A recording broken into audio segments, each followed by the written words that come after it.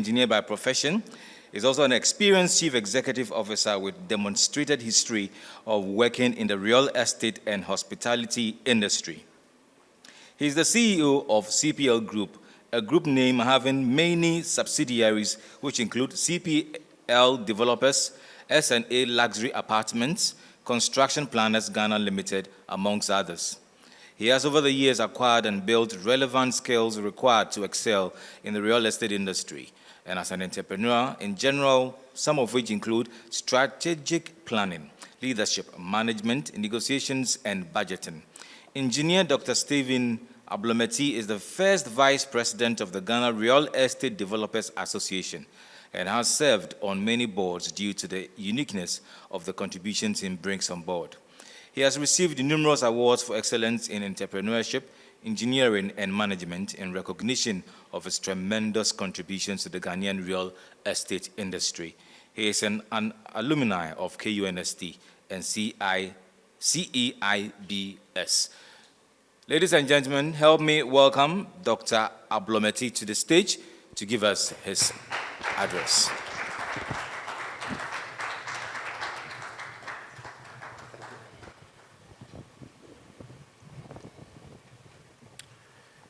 A very good afternoon, ladies and gentlemen. This afternoon, I'm here on behalf of CPL Developers and also Ghana Real Estate Developers Association, a sister association to GREPA. My presentation this afternoon is going to be very brief, so we can have some space for questions and answers. Yesterday, those of us who were here, you realized that my colleague and a very good friend, Dr. Lindsay, gave an exposition on all the areas in real estate. So, in fact, he chopped about 40% of my slides. But I still want to make good this opportunity that someone will walk here with some nuggets that the person can actually use to make an informed decision when it comes to real estate. So the topic this afternoon is staying relevant in the real estate market. How can one stay relevant? I'll take a quote from Anthony Heath, a guy who sits on the council for Forbes. He says, to be successful in real estate, you must always and consistently put your client's best interest first. Now, this is how an individual can be relevant in the space. If you don't have your client's interest at heart, you cannot maintain that status of being relevant. It is only one person who is hiring the services of 4 individuals. To deliver a total real estate experience, we need the developer, we need a contractor, we need the broker or the agent, and we also need a management or a maintenance company, just so that all these people will be able to serve a particular need to the buyer. Now, let me just throw a bit of light on the buyer. The buyer may be a teacher, a lawyer, a carpenter, a trotro driver, or even a mere mason. Now, if you consider a teacher buyer, that individual may be investing a lifetime resources into one property. The plantain roaster may also be investing a lifetime resources into purchasing just one property. That is why the guys on the left will have to take this particular business seriously, because it can go beyond destroying the life of somebody or leaving somebody in misery after working for 30 years, 40 years, and a developer, contractor, broker, and a management company messes you up. I think those people will never be forgiven by the teacher. In the same way, the plantain roaster will also not forgive them. Probably the doctor, the lawyer may do, because they may have the financial strength to invest in other properties. So they can say, well, if this estate is no good, I can move to another one because I can afford it. But the plantain seller will not be able to do that.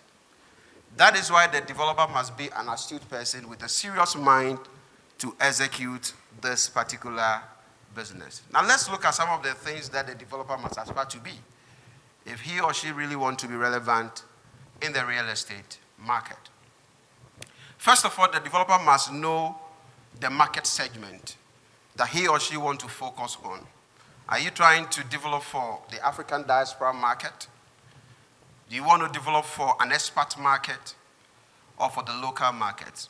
All these markets have got their unique proposition, and you have to ensure that you get that right. If you are going to be building for the diaspora market, you want to consider open plan, big kitchen, open kitchens. You want to consider whether you want to do a horizontal build or you want to do a vertical development. These are key things that you want to consider as you position yourself in the market. You also want to look at your finishes. What kind of finishes do you want to adapt to? Is it an Italian, Spanish, Ghanaian, Turkish, Chinese, whatever it is? You have to be very circumspect and pick it. There are properties that when you walk through, you can't figure out whether it's an Italian finish or a Chinese finish or an African finish. It's just a box of mess. You are trying to deliver a product to specific market. So first of all, know your market and deliver the right product. There are properties sitting on the market for 5 years, 6 years, and nobody's even asking of the price of the property because the buyers can't figure out what it is. It looks so off the market. So you have to be very focused and get your act together. Now, when it comes to location, real estate is all about location. Dr. Lindsay mentioned that Accra has been segmented into 2 corridors. We have the East Accra and the West Accra.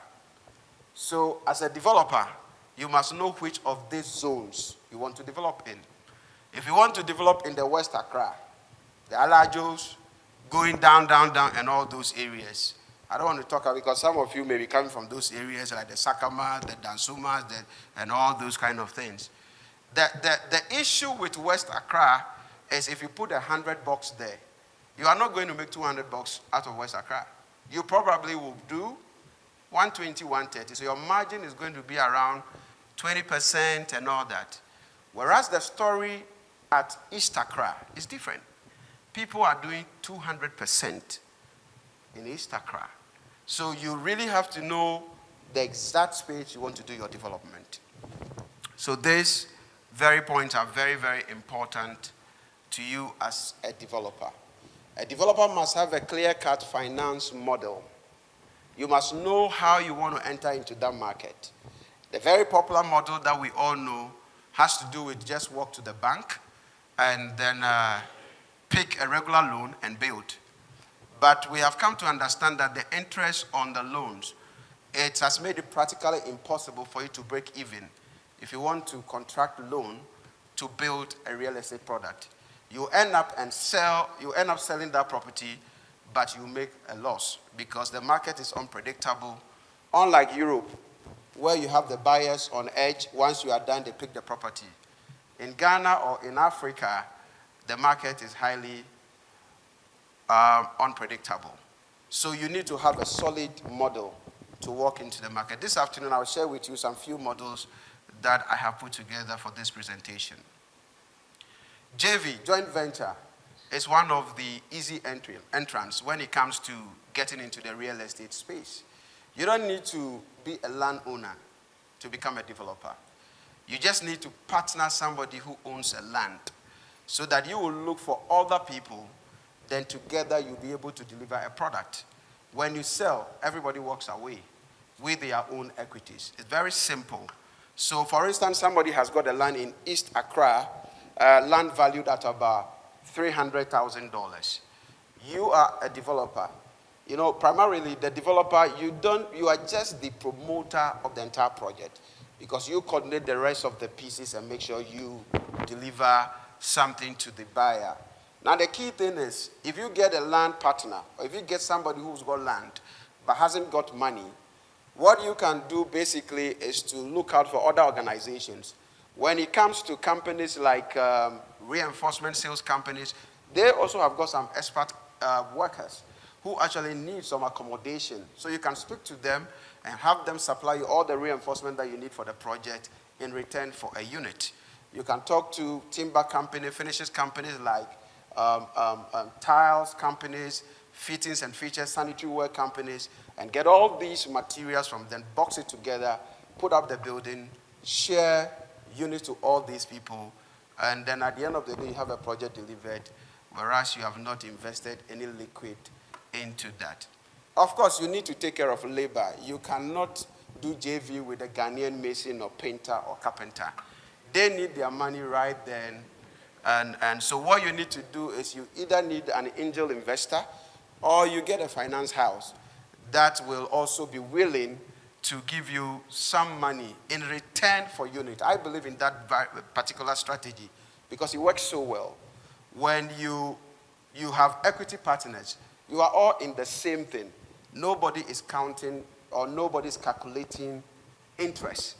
If it takes us 5 years to finish the project, well, we all walk away with our share. If it takes us 10 years, it's the same.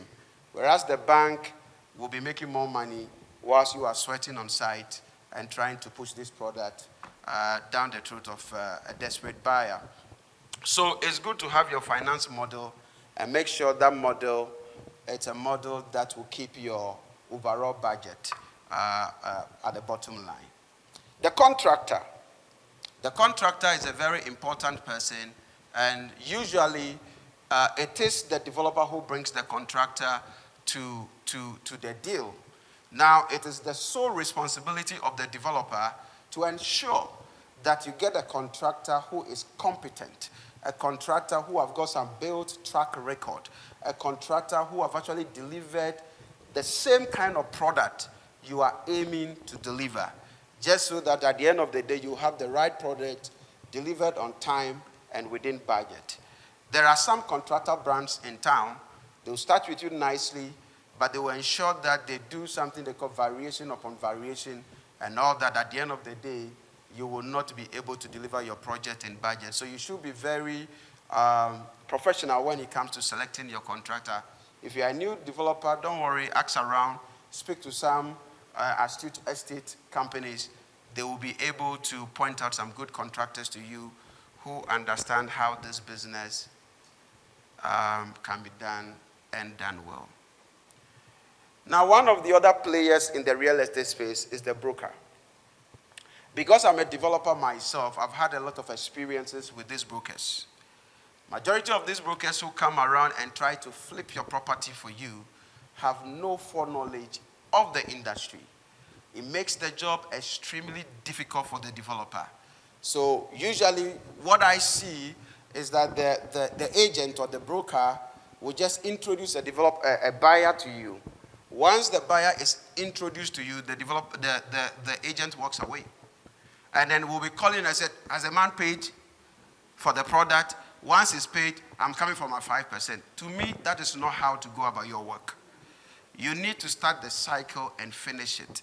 It is not the business of the developer to be coordinating, calling the person, having meetings with them, and all that. So you just come for the money. No, it doesn't work that way. I believe that the broker must be a knowledge powerhouse. You must have knowledge in the local economy. You must be focused in a particular area. If you are a broker and you want to work in Accra East, stay within Accra East. Master the terrain and understand the spaces within Accra East so that you can work in that space.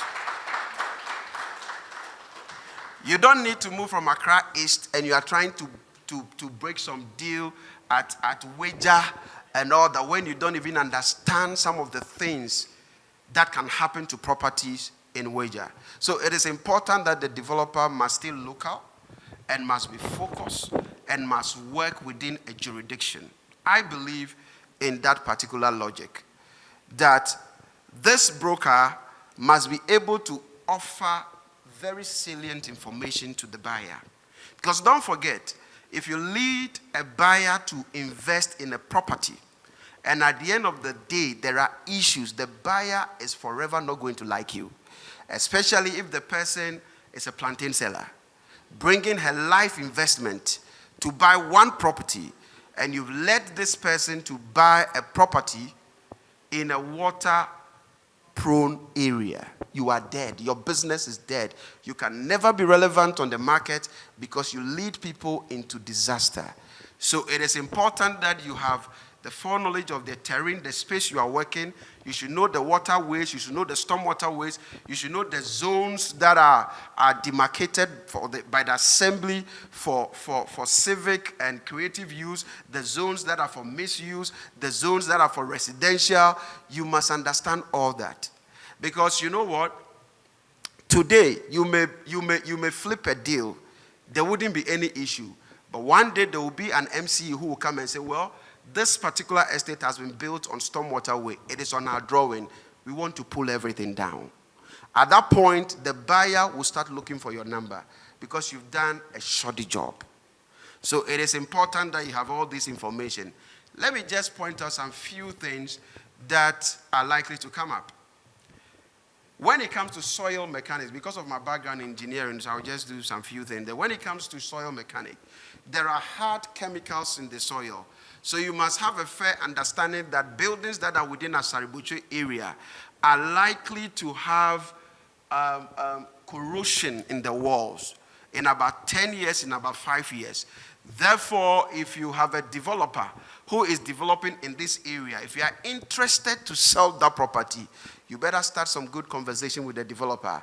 Let the developer understand that you don't have to use just Portland cement to do this. You need to have other chemicals to mix with your mix and make sure that you have this thing that will stop those chemical reactions. And with this kind of thing, you know that you are doing a good job because you are trying to sell a product that will hold your integrity in place. And it is also important for the broker to be very knowledgeable of some of the technical things and engineering things in the space. Because sometimes we say that, well, I'm not an engineer or I'm not an architect, so I can sell everything. No. You must have fair understanding, and you must know how you compare and contrast product or properties by way of size, by way of decoration features, and so many things. Let's say, for instance, you can't just say that because it's a 2-bedroom house, it should sell for 180, and another 2-bedroom should sell for 180. Whereas this is 65 square meters, and the other one is 120. Calculation should let you understand that the ingredients that have gone into these two structures are different. One will be built very expensive, therefore should be priced very expensive, or should be priced higher than the other ones. If you look at a property that have got what they call floor-to-ceiling window, that should let you understand that that property has more value than the one that has got window from the window sill to the ceiling. So because this brings in more light, the other one isn't going to do that. So you must have that fair understanding so that once you are selling, you lead your buyer to the right product. Because whether you like it or not, with time, the buyer will get to a point and will understand whether his or her house is valued at X or not with time. Maybe at the instant of purchase, the buyer might not be able to know. The person may be the first-time buyer, don't have too much information on the market, and for that reason, we want to rely 100% on the thing that the broker will talk about. Most of the time, you realize that when the buyers are coming to buy property, especially if they come through the brokers, they will be listening to the brokers more than the developers because they feel that their faith is in them. So do not let the people have faith in you where you yourself, you are not in a balance. So it is important to have the full understanding of what you are selling and make sure you do a good job. If you still want to be relevant on the real estate or in the real estate market, it is also important for you to understand the Ghana land tenure system because you need to know which land belongs to which zone. I was having a conversation with a broker and I asked that person was trying to sell land for me located somewhere at Ebri.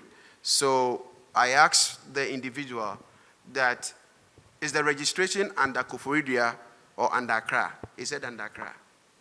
I'm not going to buy that land. Because land at Tilbury cannot be registered in Accra. And land at Tilbury does not have title. At the end of the day, it ends at a danger.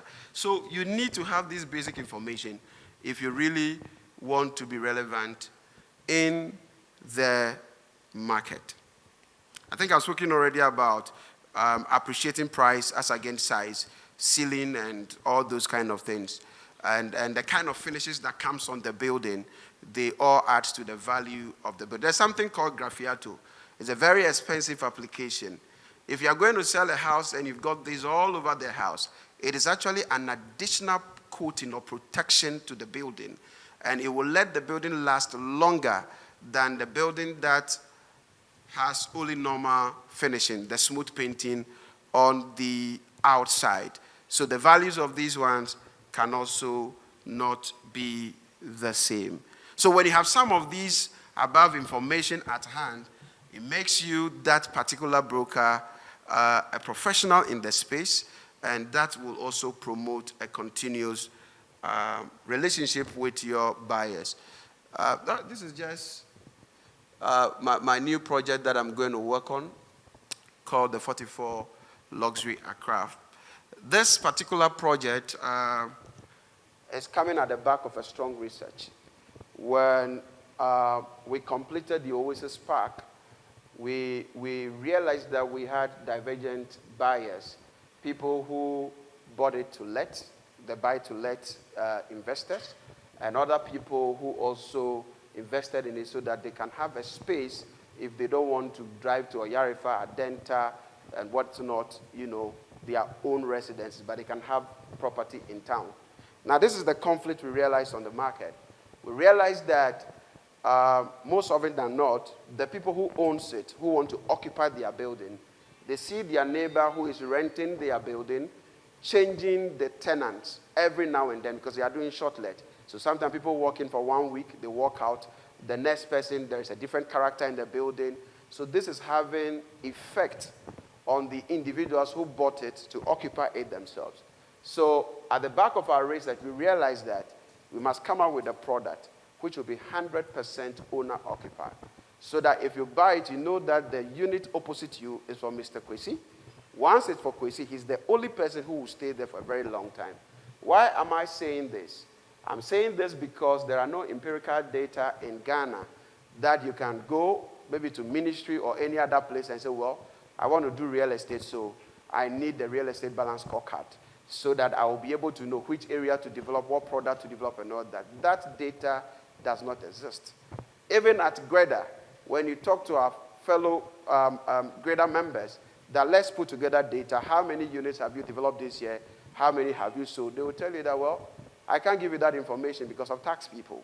So because there is inadequate transparency in the space, we do not have data. Nobody wants to come clean when it comes to those things. So it has made it very difficult for people to make an informed decision or accurate decision for takeoff. It's one of the major reasons why you see a lot of companies come and they go, because these companies do not have reference points, they do not have data, they don't know where the risks are, they don't know where the dangers are, so they go just invest money and make some losses. So you need to do research.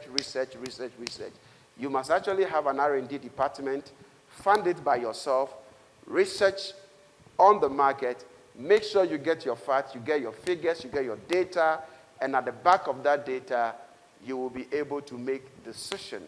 When we decided to build the Oasis Park, which is a development of 120 apartments and 6 commercial spaces, a lot of people told us that, well, this is not going to work. And besides that, which Ghanaian company has attempted such size of project? Just go and do something small, maybe 40 units, 30 units, 20 apartments and all that. That the project was just too much ambitious. But we knew what data we have at hand and what we were going to do. I can say here proudly that CPL is the only wholly Ghanaian-owned company that have been able to put up 120 apartments in one block, in one day.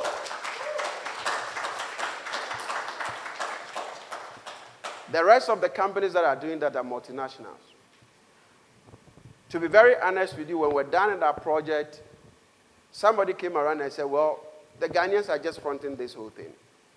this thing belongs to a multinational company, because we saw some white folks doing supervision on the site and all that. Oh, yes, we want to deliver a product. We needed some people who understand the craft, or people who are very good at what they do. So we hired a lot of people, our architects, even till today. We don't use Ghanaian architects. I'm sorry to say this, because they don't like to deliver on time. The stories are just too much. And developer is just money, money, money. So we source architects from Spain, from South Africa. This one, for instance, is done in South Africa. And the guy is super efficient, because everything about the developer is about time. It's about time. And it's about time. I think I'll wrap up here. And then if there are some questions, I will take that question. Well, let me just point on the management or the maintenance company. When the moderator was trying to introduce me, he mentioned that, well, he lives around Greda Estate. The roads are terribly bad, and Greda should go and fix it. Well, there's a responsibility for the developer, and also a responsibility for the maintenance or the management company. When the developer is done with the product gets handed over to the maintenance or management company. So they are supposed to make sure that the project lives its entire life cycle, that it is fit for purpose. But because we don't have that in place, there are just few maintenance companies in Ghana, and they are really not even doing well. I was just speaking with a guy at the back. He told me he's into maintenance. I said, look, there's a lot of work for you guys. You need to get in touch with the right companies and get some of these contracts so that this product will live to serve the life cycle for the buyers. So maintenance is not the work of the developer, just as it's not the work of the property agent, but it is the sole responsibility of the property management company, so that it will ensure the full life experience that is delivered to the buyer. Now let's look at this in conclusion. What is the big deal here for the players? Well, the developer is in the game and just to make some decent profit. And the agent as well is just there for some clean success fee. You get your commission, you are happy, you are excited, and you exit. How about the purchaser, the plantain seller, the barber, the teacher, the doctor? What are they looking for? They are looking for peace of mind.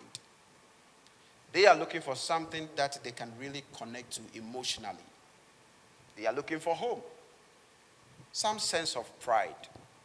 They are looking for prestige, some sense of belonging. They are looking to achieving one of their life's best legacies. That's what they are looking for. If all these things that the buyer is looking for is in place, then the developer, the broker, the contractor, and the maintenance company can be relevant in the real estate market. My name is Stephen Deborah Ablameti. I love real estate. Thank you very much. We'll give space for some one or two questions before our next speaker gets onto the stage. Any questions?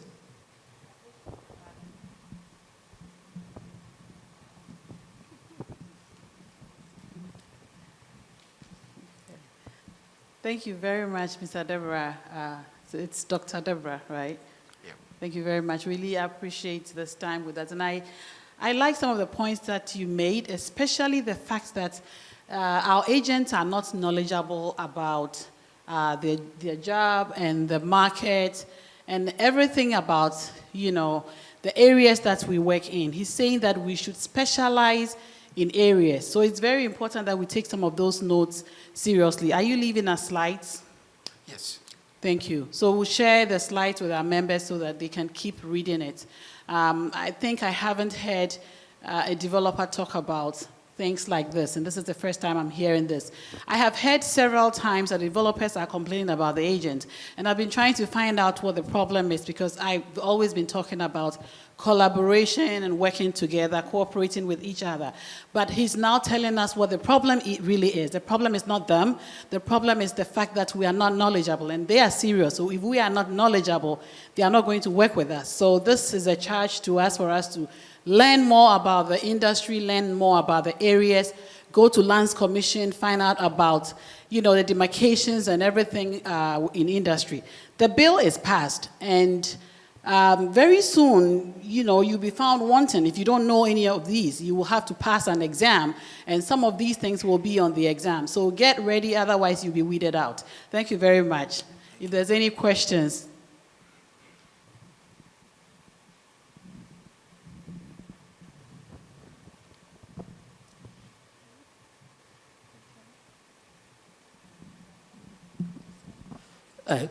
Good afternoon. My name is Kweku Boatin from Real Estate Times. I also love real estate very well.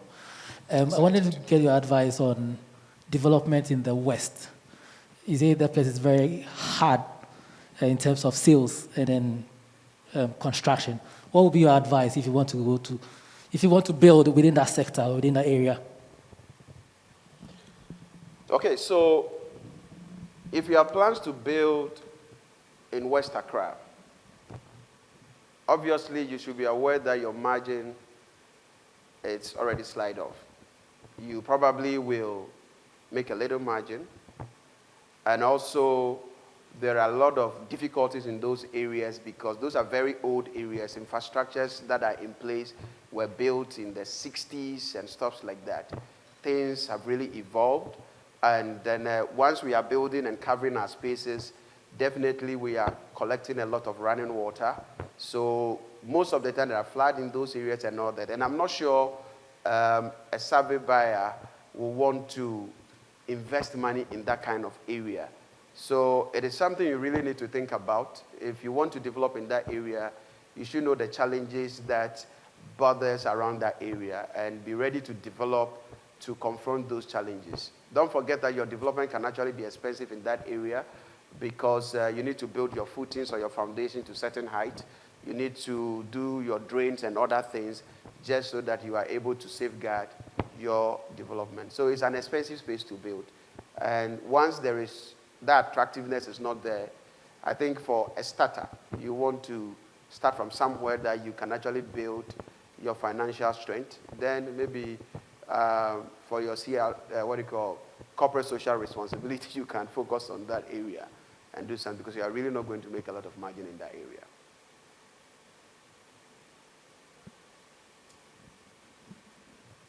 My name is Dorcas Ejay Mensah. I work with Ikaya Properties. I'm glad you mentioned data is very important, and you mentioned if Ghana has a real estate scorecard, which we do. GREPA has that resources. So if you want any more information, you can contact GREPA. We will provide the scorecard for you. Thank you very much. Yes, it's exciting to know that we have the real estate scorecard. Yes. So we'll get in touch, and then we'll get that so we can be making some informed decisions if we want to start our projects. That's fine. Okay. So my question is, why don't developers have one listing agent to work on their property, but rather solicitors from lots of agents to work on one property, because that doesn't provide data? Yes, I think that because there is currently the real estate bill is out, so developers are going to be compelled to, contract the services of agents so that they will be able to sell their properties and get the purchase certificates and things like that.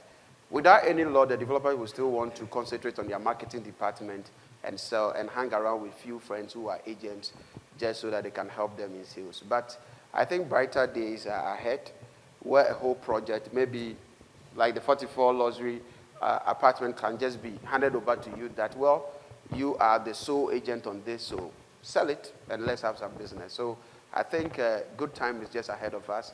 We'll be there soon. Any more questions?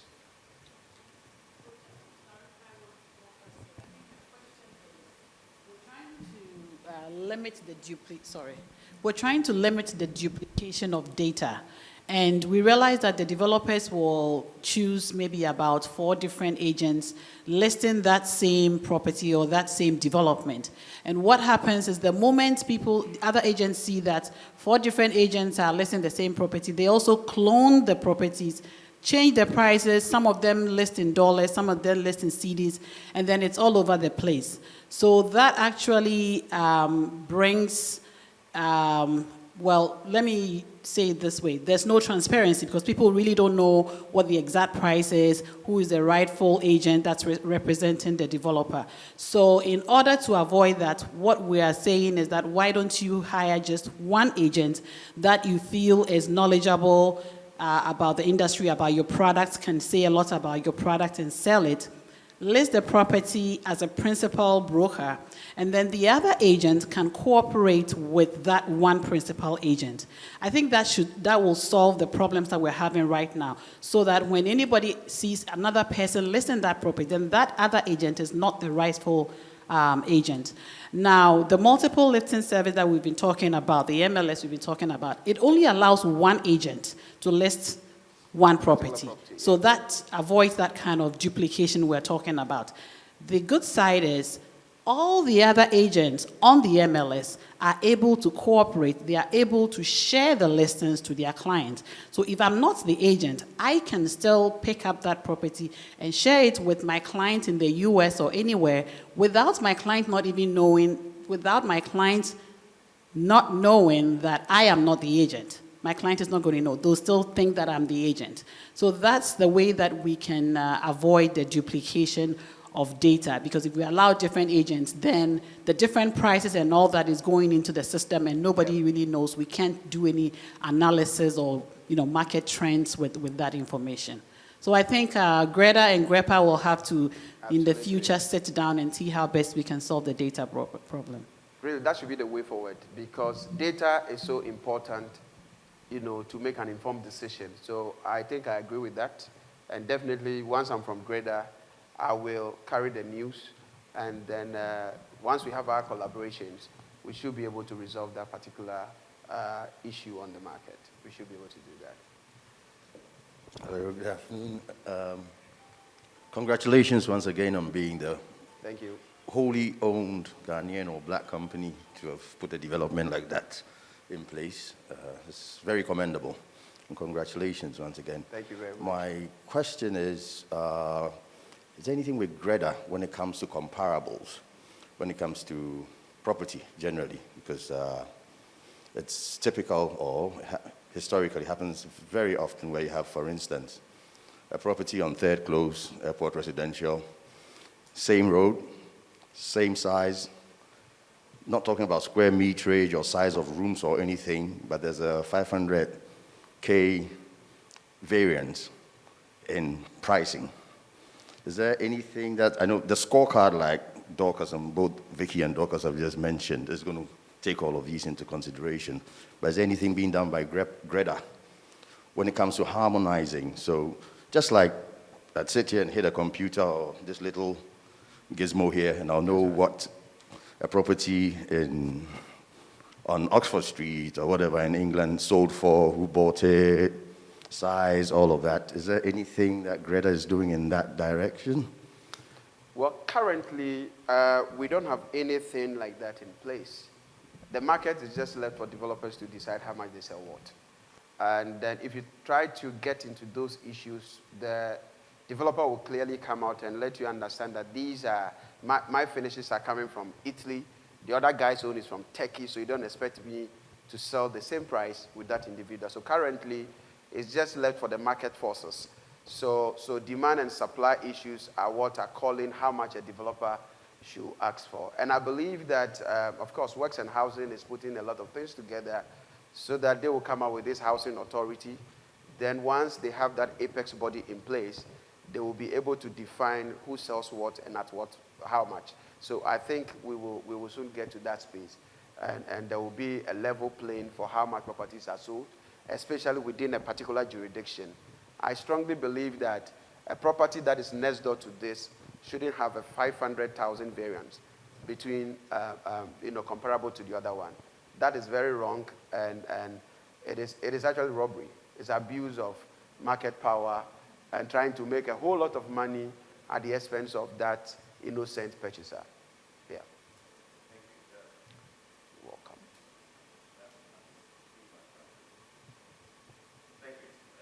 Thank you. Okay, any further questions? Are we done? All right. Thank you very much for your time. Thank you.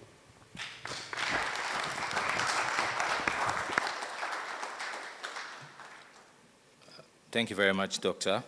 Your laptop. Are you okay to take it? Yeah. Our next speaker is a man of many parts, but he's here to just focus on one of it. He is David Kweku Sechi.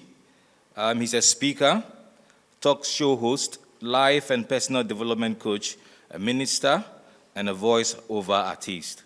He's also a photographer and an entrepreneur. Kweku David, as he is also known, has also sought to impact his immediate community and spread his influence further through motivational speaking. KD Photography provides services to individuals as well as corporate clients from all parts of the world. And he ends his bio with a quote, "A good photograph will get your message across much quicker than written words. Make the right first impression." Mr. Kweku David, please come and impress us. Thank you.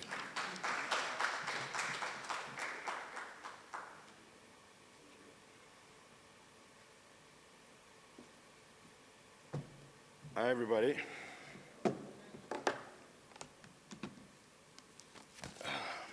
Good afternoon. How are you all doing? All right, fantastic.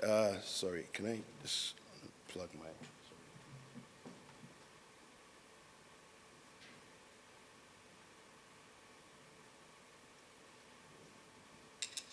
All right, so, you know, the first time I did this was it last year with Greppa? 2 years ago. 2 years ago with Greppa, yeah. I was wondering why I was being called, actually. But then, you know, I mean, I have always been fascinated with growing, you know, what it is that is the photography industry in Ghana. And so it was very interesting to get into this. Like the MC said, I dabble in a lot of things. Basically, I'm somebody who gets bored very easily, you know, so I try to get as much engagement in as many different things as possible.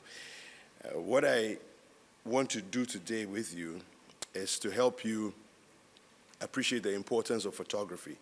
Now, somebody may say, well, I mean, look, why pictures? I built my building. Let me just, you know, I have a nice phone, take a picture, put it out there, tell people that I'm selling.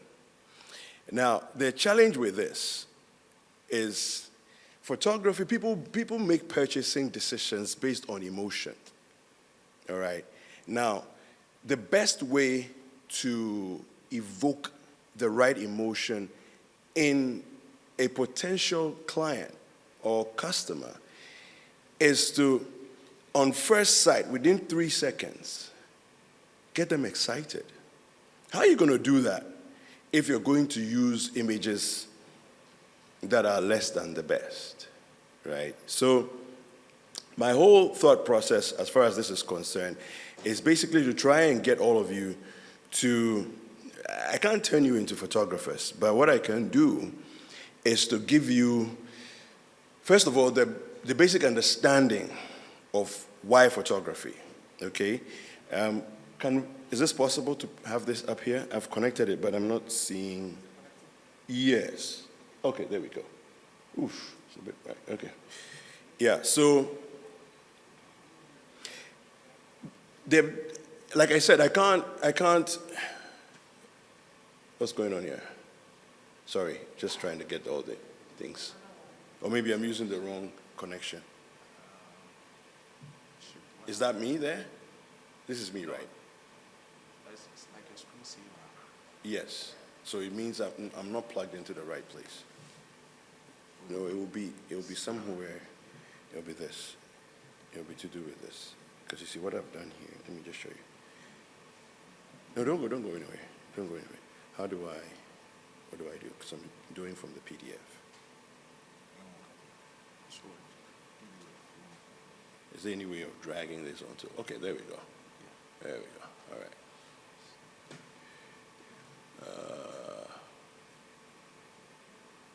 Let me see if I can navigate this. Okay. All right, great. Sorry, guys, give me a second. Let me just sort this out. There we go. Full screen, and there you have it. All right. Okay, so the basic idea is not to try and turn you into photographers, because I've been doing this for 13 years. All right. I'm currently doing TV and radio, but I still do my photography as and when I can. Everybody makes a buying decision when they see a photograph based on the emotional connection that they get with it, right? Now, if you see a product, two different photographs. One will excite you, the other one is like, blah, there's no emotion, there's no connection, and you don't take a decision. Now, the idea is basically that the purpose of real estate photography is to get someone to buy your property. When they see the picture, immediately they're interested. They want to know, what's the price? I'm interested. Whether it's rentals, whether it's purchasing, I'm interested, okay? So if you look at this image right here, you see that pretty much all the details within the picture that you may want to know or understand about this room here, right here, is visible. You can see it clearly, right? Now, a number of things can go wrong when you take a picture like this if it's not done by somebody who understands what they're doing. For example, do you see the details on the dark areas? That's the TV side and then the dining table, right? There's a way you stage this kind of picture. Let me just show you.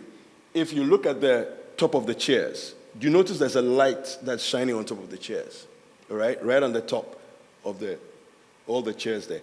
Now, that's very important because that separates the chairs from anything that's black in the background. So let me come here and show you. If you look at this, right here, if this light wasn't here, this would then merge into the background, this black here, right?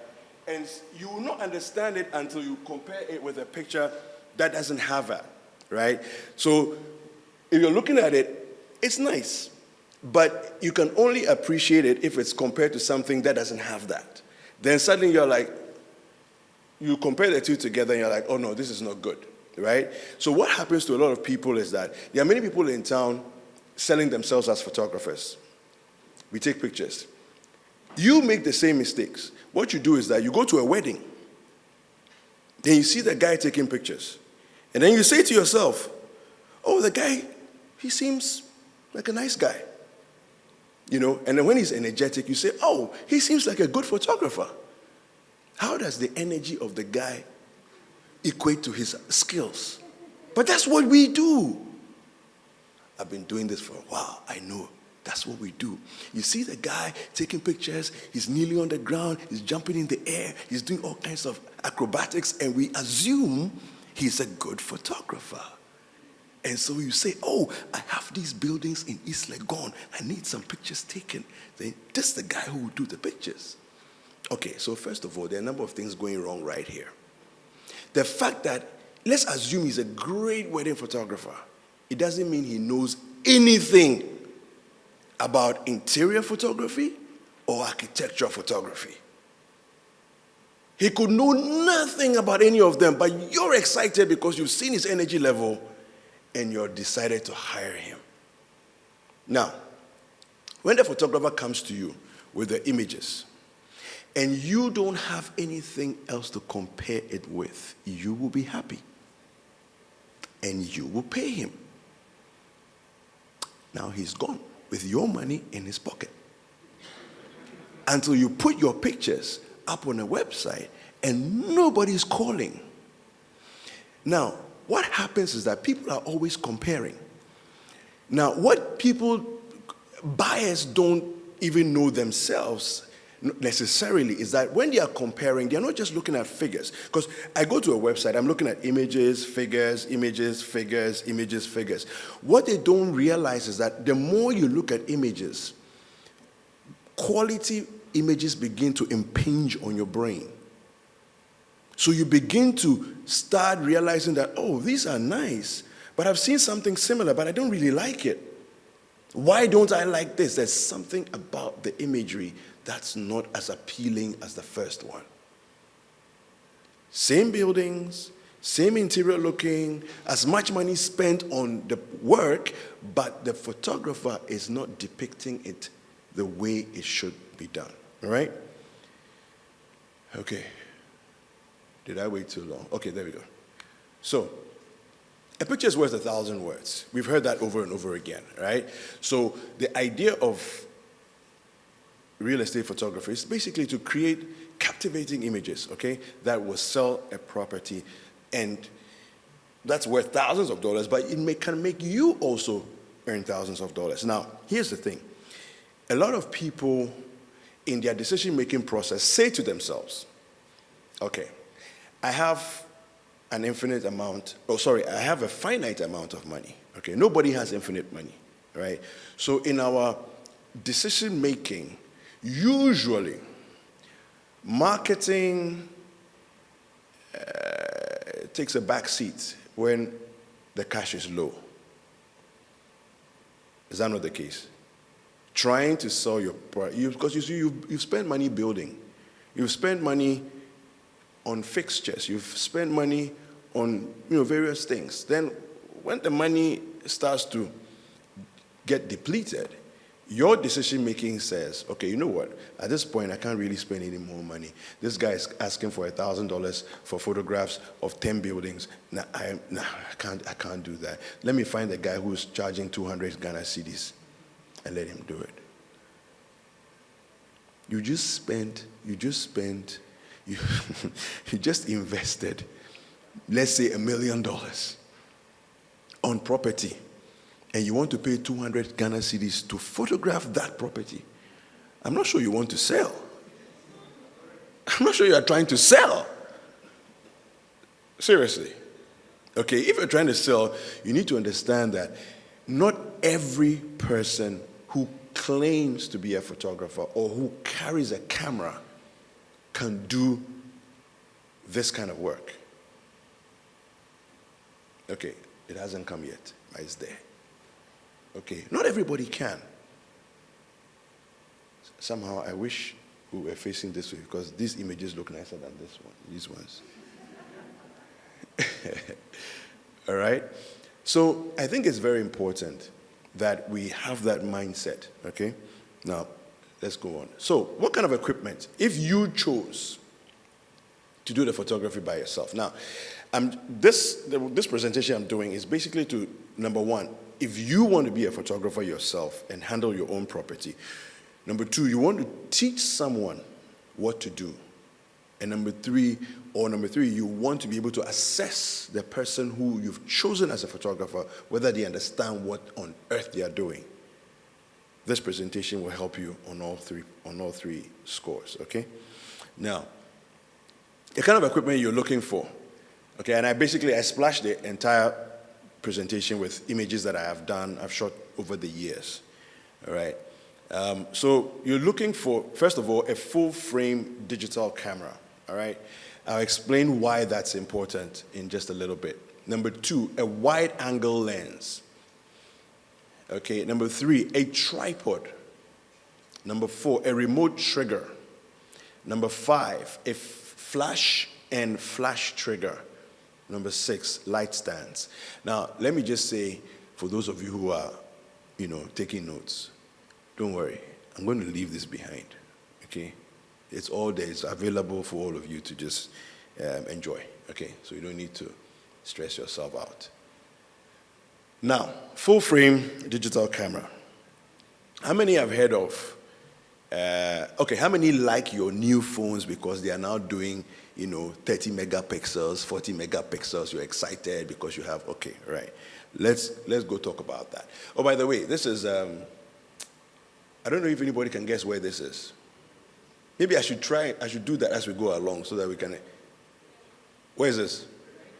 Yes, Ridge. This was about 2 months before they actually opened officially. Yeah, that's when I did that. The thing about full frame cameras is that it captures as much detail as possible. So with a full frame camera, okay, let me go back a little bit. Analog cameras used film. Remember? Or you don't remember? Okay, it seems like a world away. Now, analog cameras use film. Now, the film has been replaced by what is known as a sensor. Okay, now, sensors are limited. With a full frame camera, you have a large size sensor that allows you to capture as much image digitally on the surface. That's in the back of the camera. So when you look at the camera through the front, onto the back, it impinges it. That's where the sensor sits. Now, if on the other hand you don't have a full frame digital camera, you have what we call a cropped sensor digital camera, right?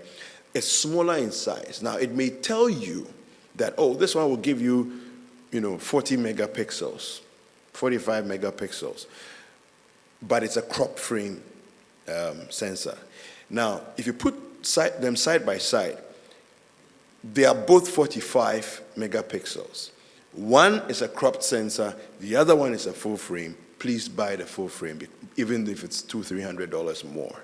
Why?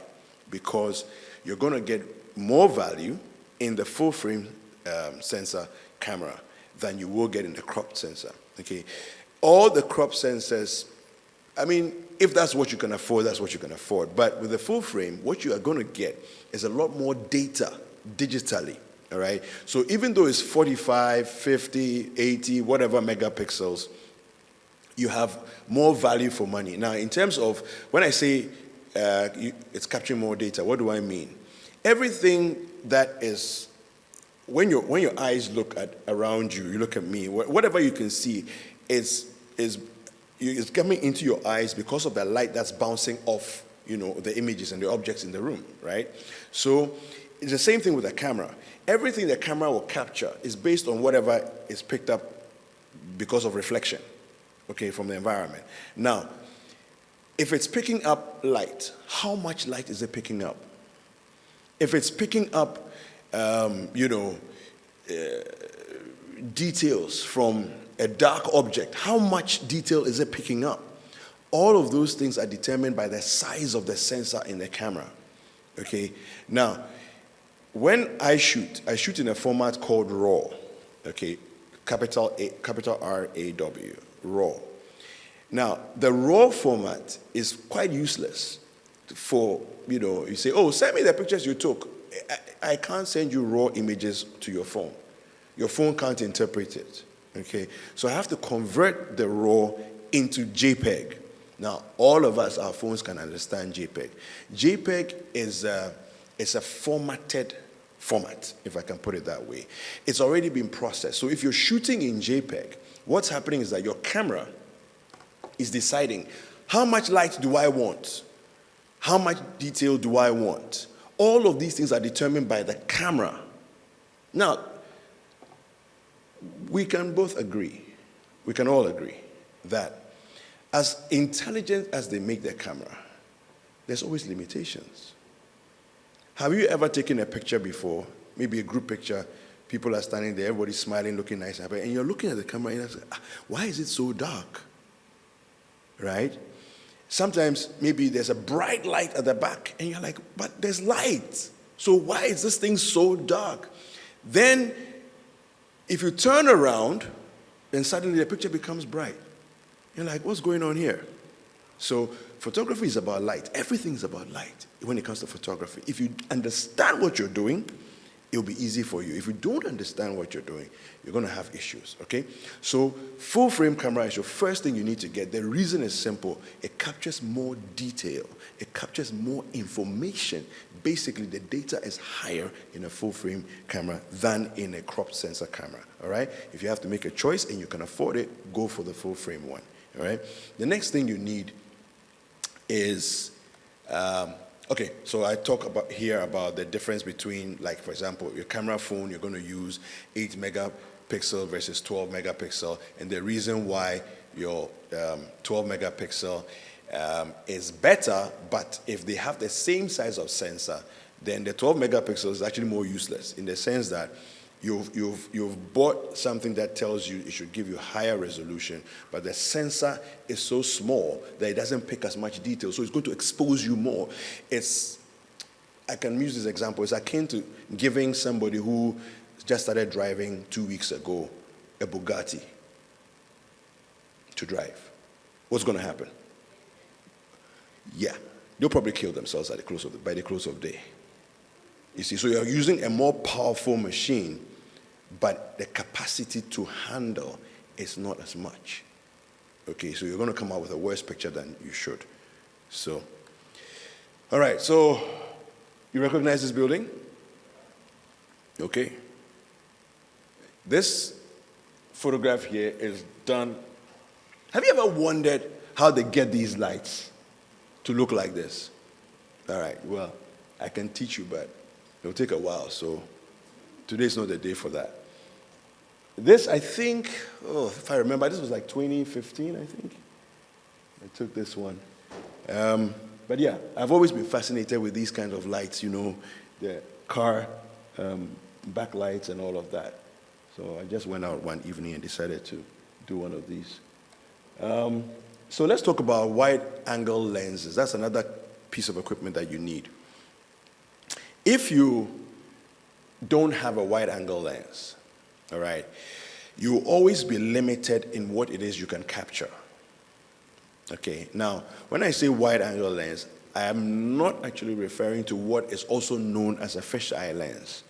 Okay, now a fisheye lens will distort your images. I'll show you what a fisheye lens is in just a moment. But the idea of a wide-angle lens, especially in real estate photography, is to give you as much detail as possible of either the building, the interiors, if it's an estate, you know, as much of the estate as possible in, you know, with your images looking as normal as possible, right? Now, I'll show you some distortions and I'll just come back and we'll talk. So look at this. Look at you see the lens on the first lens?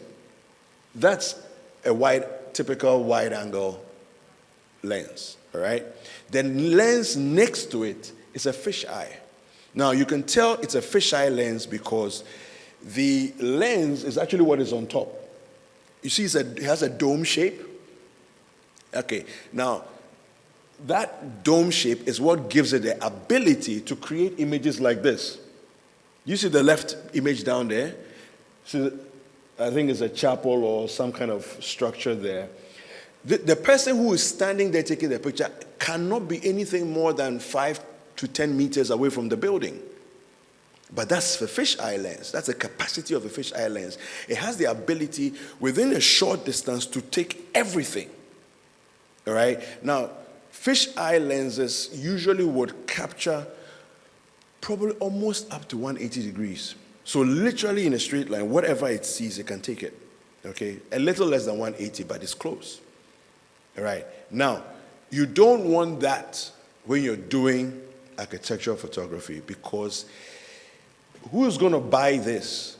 They don't understand what the building actually is. They don't understand what it looks like in reality. You see, so it's good for art. It's good for, you know, showing off. It's good for doing fancy things, but not for architectural photography. All right? Generally speaking, it's not. Okay? You don't want to use a fisheye. Use a wide-angle lens, not a fisheye. Now, so you see this picture on your right here is actually a walkway between two buildings. Look at what it's done. It's been able to capture almost the entirety of, like where the person is standing, the entirety of the walls from left and right all the way down to the end. So it's fancy, but it's not good for architectural photography, all right? So just to give you a sense of what you can do with a fisheye vis-a-vis a wide angle lens, all right? Now, you also need light stands, okay? So if you're using flash, all right, it only makes sense to also have something to mount your flash on.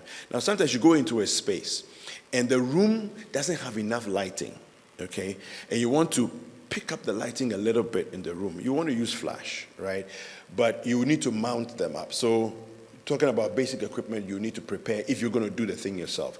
Now, if somebody comes into a room that looks like this, and this is your property, right? Room looks like this, your property.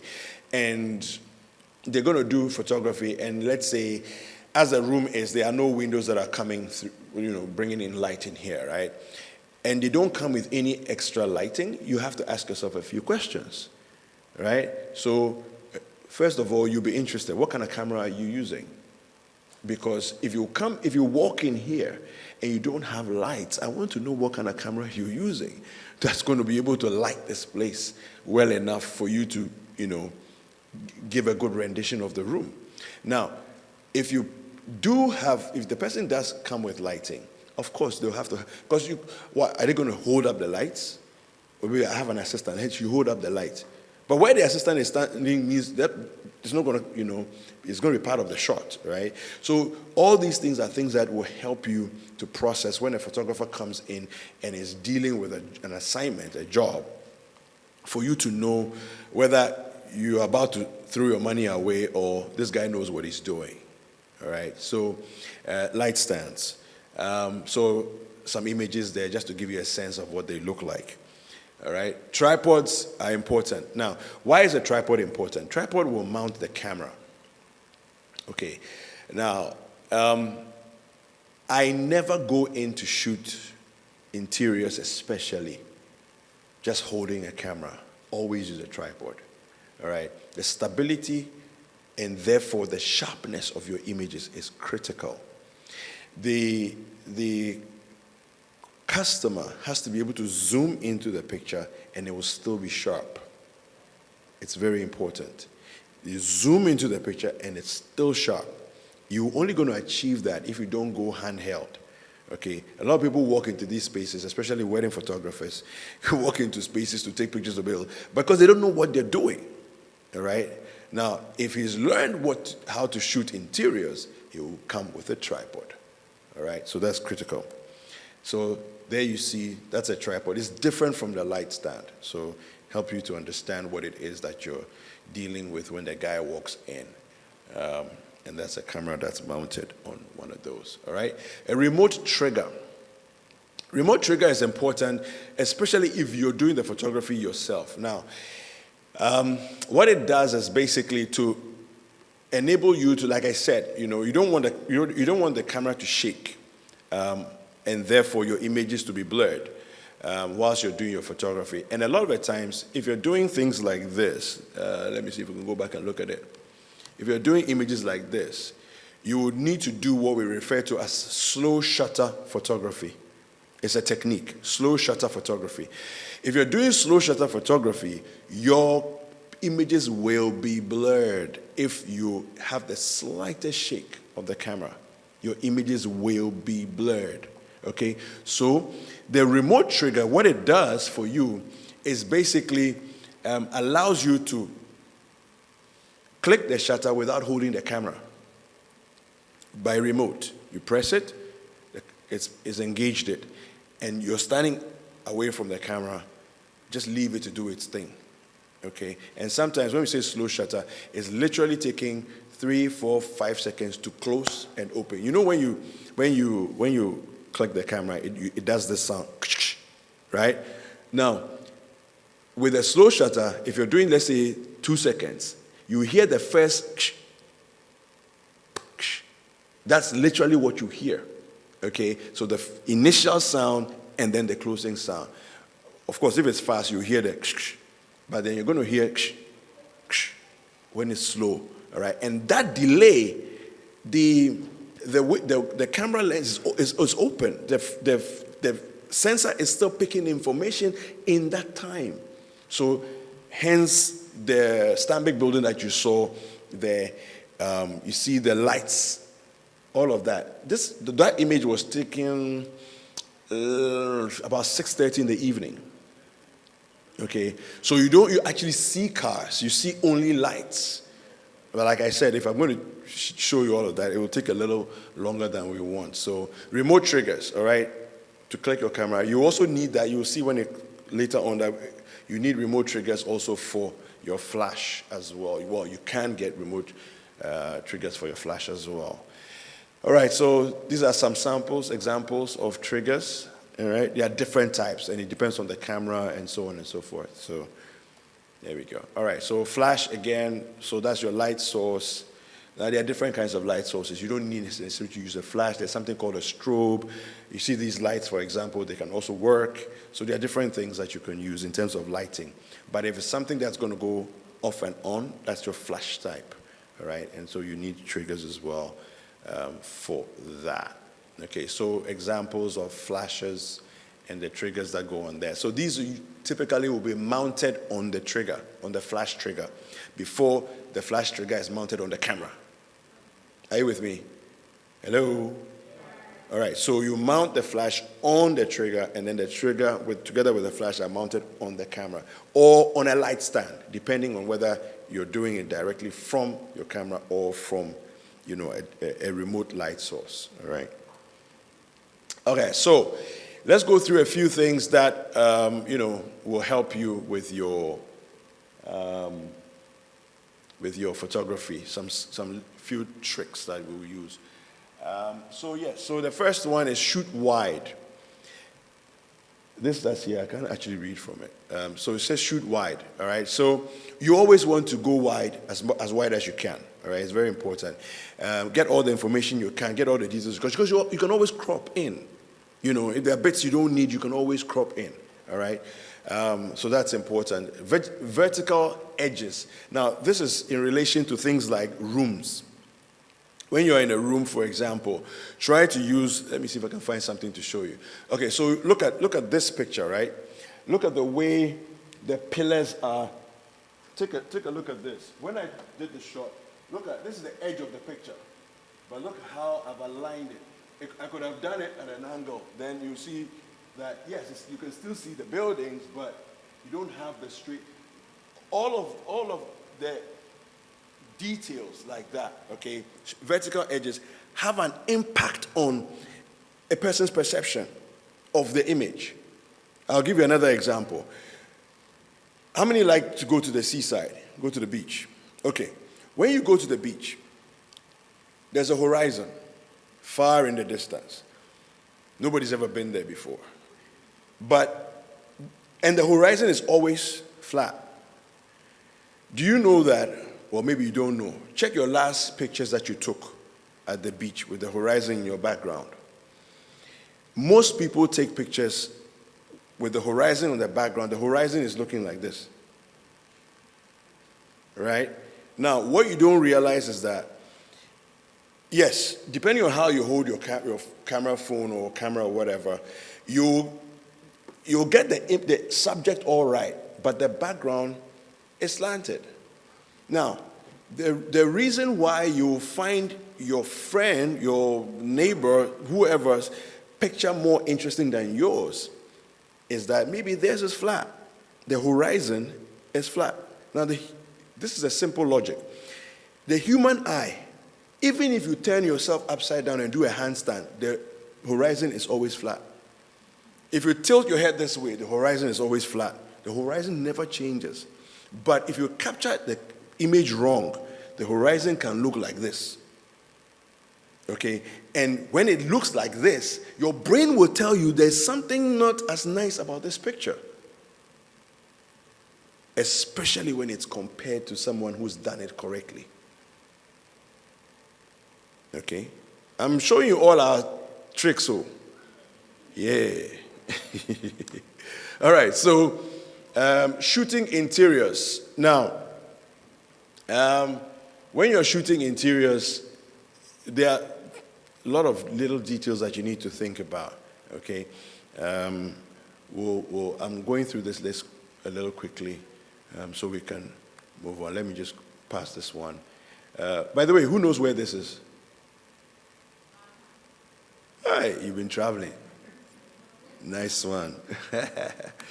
Yeah, so shoot wide, all the details are in there.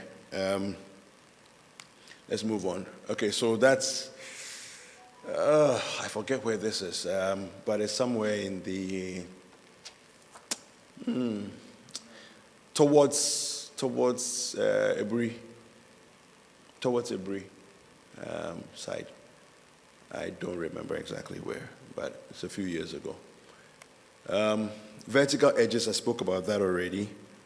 Okay, you don't want buildings to look contorted and and all that. They should look as real in the image as they do in real life. All right.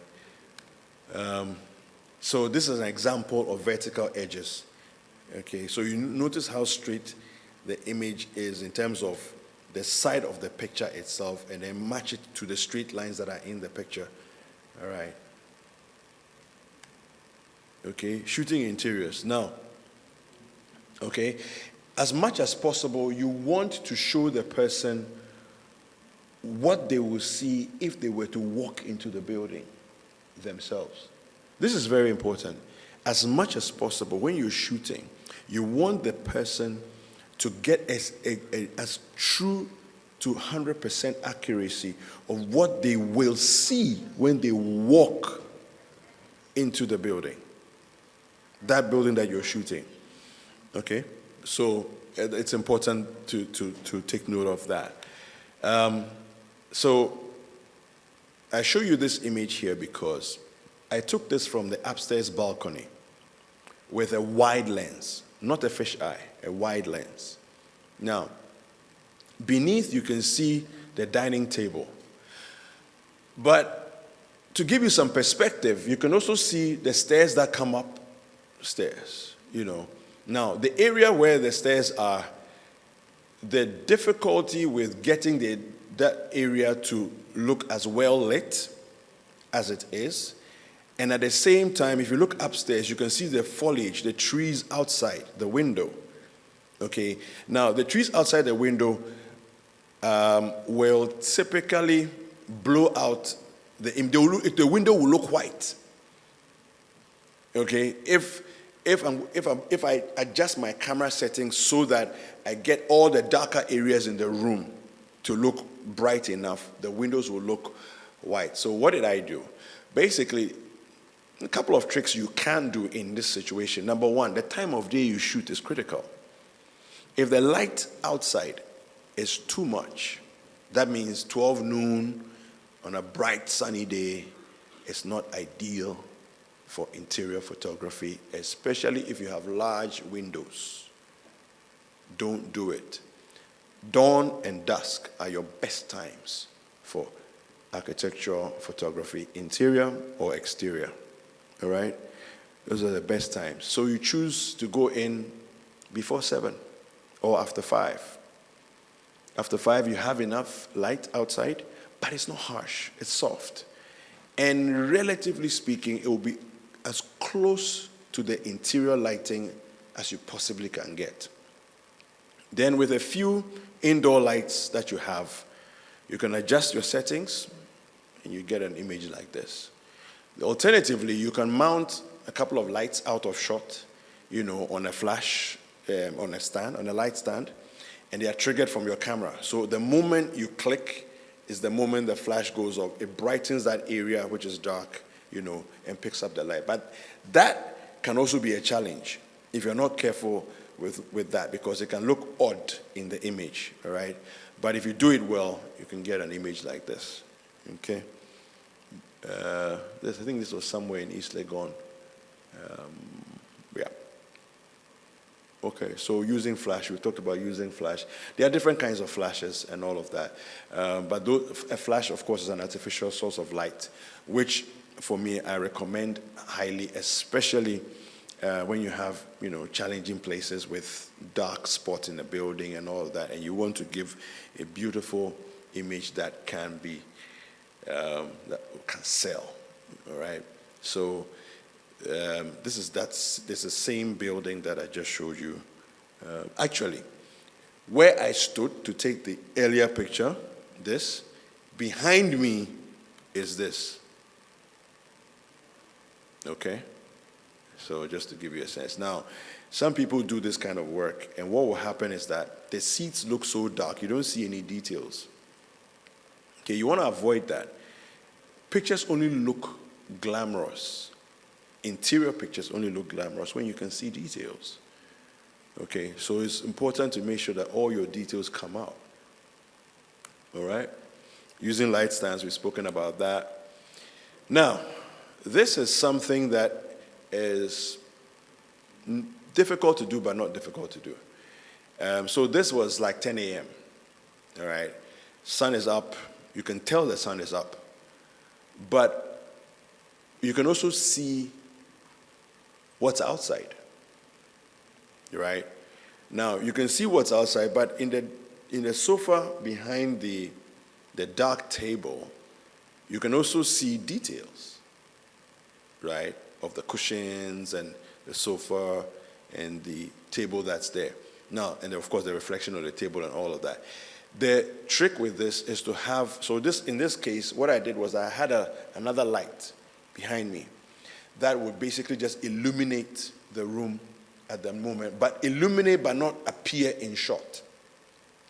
Okay? So it just sort of picks up the amount of interior lighting that you have, but it allows you to be able to get the outside there. You can see the trees, you can see the other building opposite.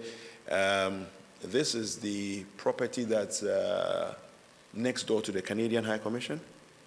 There's some property in that Aqua J there, yeah.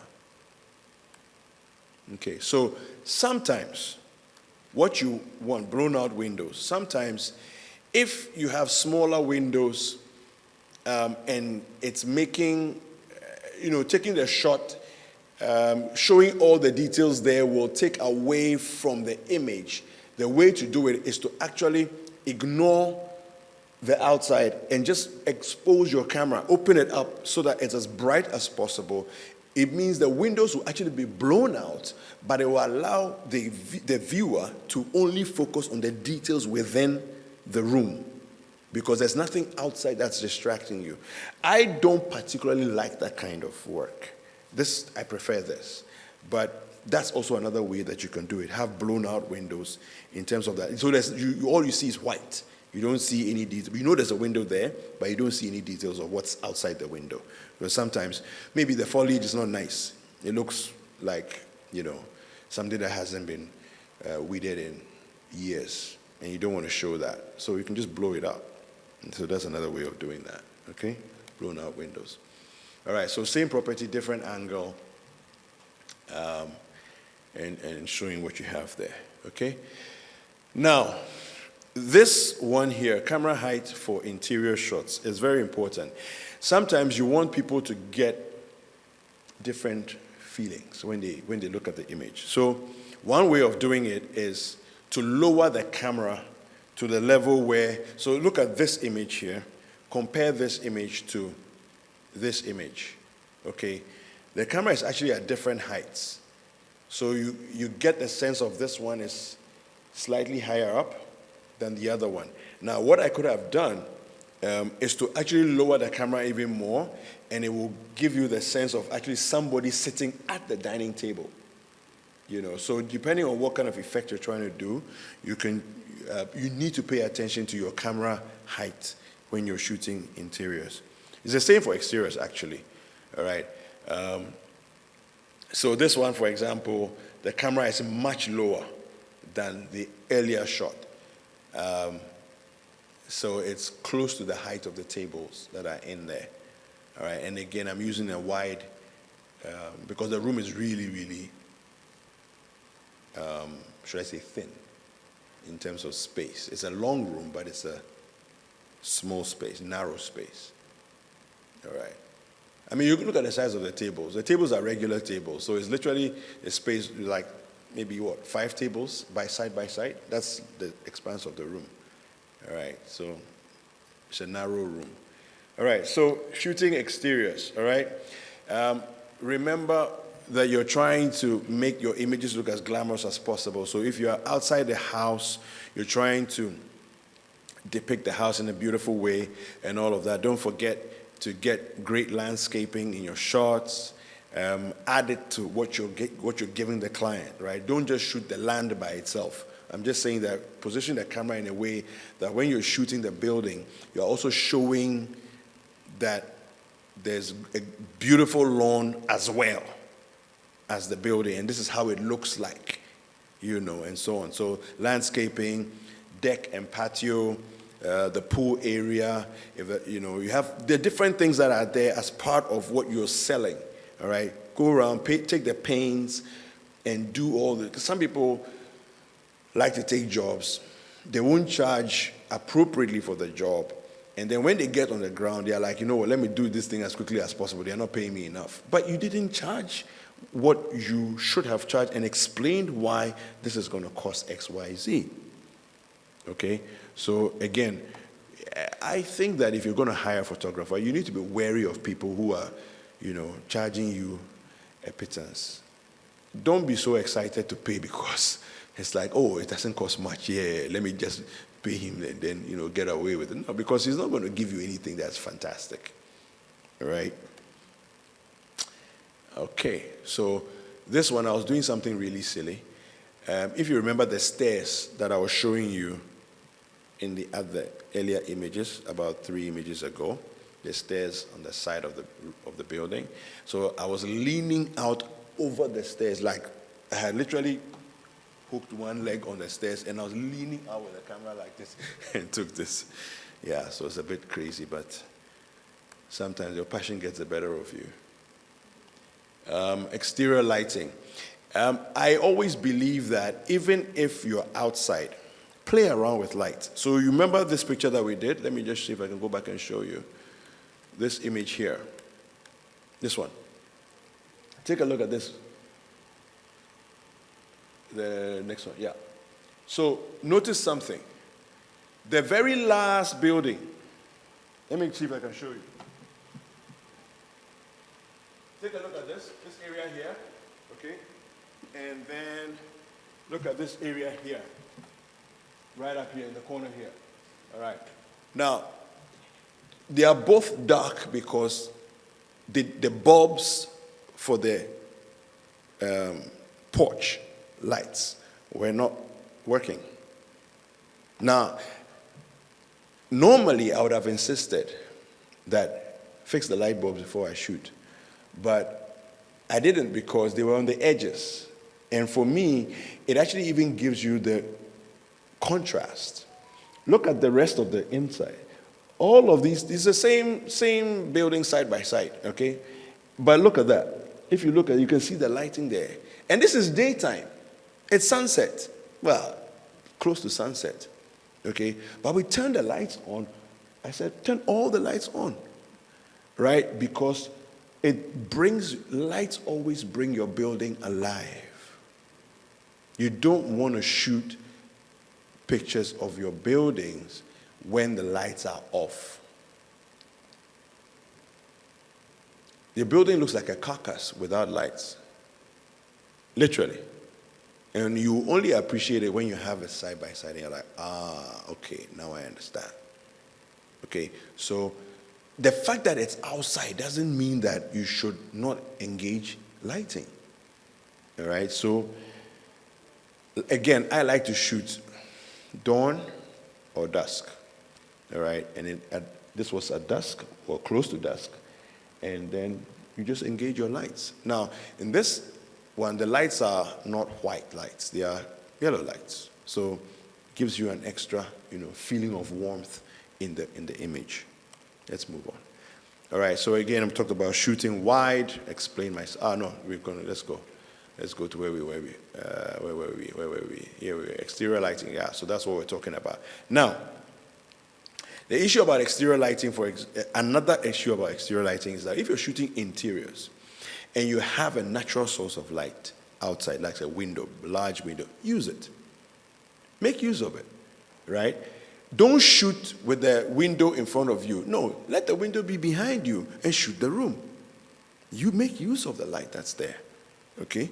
So this is what I did in this case here. Right? I stood window side and shot the room, and I benefited from all the light that was coming in. Now, when I say that without lights, your room, your building looks like a carcass, this is an example of what I'm talking about. You see the lights by the bed.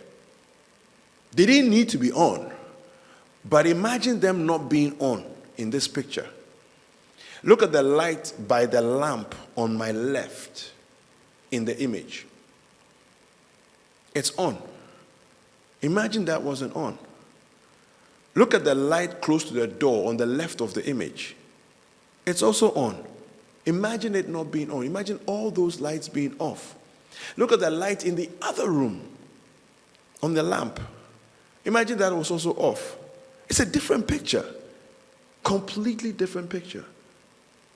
All right? So the whole idea is don't just hire somebody who holds a camera. Hire somebody who understands what it is they're doing. Because the images they will deliver to you will sell. All right? So when we talked about camera heights for interior shots, again, we were looking at a similar reason here, camera heights for exterior shots. Sometimes what you can do is to actually attach, your tripod to an extension. In this case, I was doing something facetious. You just get a long pole, attach it, your tripod that is already there, extend it, have an extended tripod. Now, of course, these days you don't need that because we have drones. Now, if you're going to hire the drone guy and he knows what he's doing, it's not going to come cheap. But hey, you already spent quite a bit of money on the building, so don't be cheap. Pay for it. Get the images. Yeah? So, this is around Oyibi area. Some of you might recognize it. Yeah. So you can see the mountains at the back there. For me, all these things are important. They add to what it is that you're selling as an image. Equipe Mountains you can see in the back there. Okay. I also like to keep things as authentic as possible. So some people would use Photoshop to delete the electricity lines that you can see in the foreground. But when you go to the premises, the electricity lines are there. Why are you deleting them? You get what I'm saying? Don't delete them. This is a real situation. That's how it is. That's how the estate looks like. All right? Of course, there are things you want to remove from there, But, for example, if there was a dustbin sitting there, I would have gone there and told them, please, can you remove the dustbin? I'm taking a picture. Or put the dustbin behind the wall. Something, get it out of the shot so that at least I can present this. All right? If you have a photographer who is taking a picture and does not want to remove the dustbin before he takes the picture, you have to ask yourself, who have I hired? Yeah, who is this guy? Or this lady? Who have I hired? Okay, so let's quickly move on. How to plan your real estate shoot. So like with any other photo shoot, you need to plan. You need to plan it. You don't just get up today and say tomorrow morning, come with me, let's go and take pictures. No. So, again, if you hire a guy or a lady and they tell you that, I will shoot on Saturday, and they don't come and do a recce, they don't ask you questions, they just agree, and then they show up on Saturday, you should be worried. They must ask questions. How many buildings? How many rooms? How large is the estate? They must ask questions. In fact, if it's an estate, they must even be interested in coming to see the estate first. If they're not interested, trust me, you've hired the wrong person. Oh yeah. Either you will pay the guy, but you'll not be happy with the pictures you got. So, please, I'm going to leave this with Lady Victoria and her team so that you guys can all have access to it. Okay? Yeah. And then you can refresh yourself as time goes by. And you realize you have forgotten some things. You can always go back to the document. All right? So, a few things to just bear in mind when you're planning your real estate shoot. Okay? Timing matters. I mentioned this earlier on. The time of day is everything. Okay? You want soft lighting. You don't want hard light. You want soft light. How do you get soft light? All right. How many have gone out on a sunny day and your shadow is as dark as night on the ground, even though it's a bright sunny day? You all know that, right? You all have that experience. Great. Now, the reason why your shadow is as dark as that is because the light is as bright as it is. Okay, so here's a simple principle. The brighter the sunlight, the harder or darker the shadows will be. So, if you're shooting a building and you have a porch, the porch will, if you're shooting a building at noon and you have a porch, the porch will not benefit from the sunlight. Unless your porch is like a drawer that you can pull the porch out, right? But if it's a regular porch like we all have, the porch will not benefit from the sunlight. So what's going to happen is that you're going to have a lovely lit building, but the porch will look dark. That's not a nice building. It's not a nice picture. You don't want that, okay? It doesn't sell. Unless the person doesn't know what they're looking at. It's not attractive. So what you want to do is to shoot at dawn or at dusk. I like to shoot when it's about 6 o'clock and the lights have already come on. Then you get a beautiful building, porch is well lit, the building is well lit, so you can see the details on the roof as clearly as you can see the details on the porch. You can even see the door handles. Why can't you see the door handles? You should be able to zoom in and see the door handles. And it shouldn't be blurred. All right? So photography, these are the things you should watch out for when you're planning your shoot. So again, the lady who said Maha, this is one of the places that I enjoyed. So you can see there, what I did with this picture is try to show a little bit of blue sky. I like to pull in a lot of elements when I'm shooting. I like for my images to speak, as it were. So none of the pictures I've taken, a lot of pictures I've shown you here is random. I didn't get any, everything was, I got what I wanted. Everything was deliberate, all right? A lot of people will take a picture like this and the whole sky will be white. Have you ever seen a white sky before? White skies don't exist. I'm not sure on which planet they exist. White skies don't exist. You can have white clouds, but not white skies. Sorry. So, if you're going to show an image of a beautiful building, at least bring some of the other elements in that give you a sense of this is what it looks like in the natural. The eye, human eye, how does it see it when you're there in person? That's what you're trying to do with your photography, okay? Staging. Now, staging is very critical. A lot of people don't bother to stage, right? So, I think that it's important to send your, have the photographer send you what it is that needs to be prepped for the shoot, okay? So I remember shooting, I've done a couple of hotels in Accra, and I tell them, lay the bed. I'm not coming to lay the bed. Why should I come in and see the bed is in a mess? and I have to come and lay the bed. Because for me, my photograph, the bed has to be laid. I don't understand, photographers come in and like, but that's how it was. If you don't have any sense of pride in your work, you say that's how it was. No!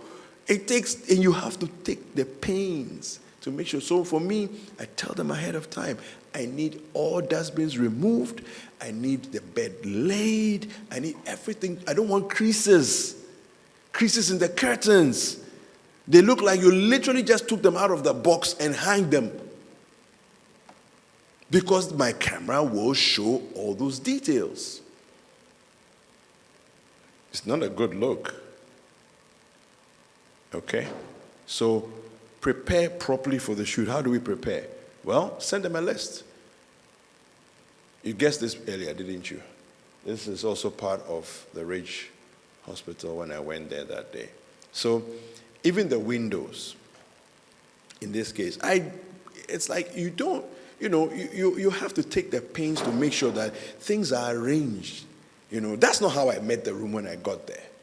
Of course, it wasn't a mess, but I still had to straighten things and make sure that things were the way I wanted them to be. All right? Because, look, when you have the image, it's done. You can't tweak the image. You can't edit the image and remove the bed from where it is. And I say, I wish it was a little, no, get it in real life and then take a picture. Take the pains. And if you have a photographer who is not taking the pains to make sure things are straight and arranged and cleaned and cleared and all of that, that's the wrong person you hired. Okay? All right, so with rooms, okay, if you are hiring a photographer, they should be sending you a list like this. Okay? Clean the clutter of all spaces. All the spaces have to be cleaned up. Okay? Clear and wipe down counters.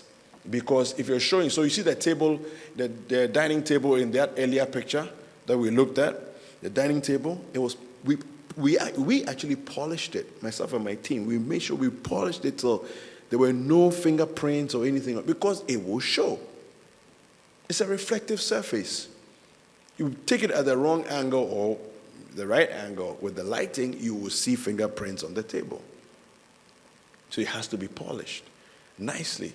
So they reflect. So, and it takes, you see, so when somebody says, listen, I'm going to do this, it'll take me only an hour, but I'm charging you 1,000 CDs.